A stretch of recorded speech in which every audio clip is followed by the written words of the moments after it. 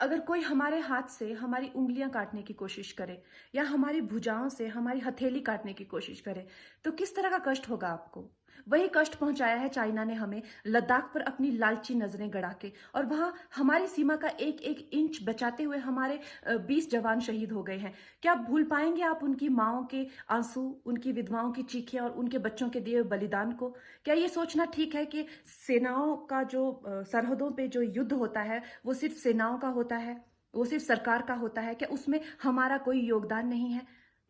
क्या हम भूल गए वो वक्त जब महात्मा गांधी जी ने कहा था अगर अंग्रेजों की रीढ़ तोड़नी है भारत में तो उनके बनाए हुए हर उत्पादन का बहिष्कार करना पड़ेगा?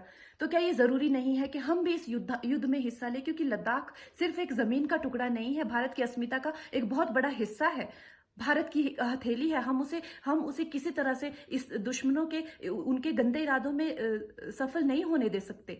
तो क्या हम लोगों को इसमें हिस्सा नहीं लेना चाहिए कि जो चाइनीज जितनी भी गुड्स हैं, जितने भी उनके प्रोडक्ट्स हैं, जिन जिन भी कंपनीज में उन्होंने इन्वेस्ट किया हुआ है, उनसे उनको रिटर्न्स आते हैं, रेवेन्यूज आते हैं, ऑर्गेनाइजेशंस हैं, उन सब का बहिष्कार करें, ताकि वो उस संपत्ति से जो यहां से इंडिया से इकट्ठी करके जाते हैं, उस संपत्ति से हथियार खरीद के हमारे सैनिकों के सीने छन्नी करते हैं। तो क्या हम उन इस युद्ध में हम चाइना का साथ दे सकते हैं? आप बताइए।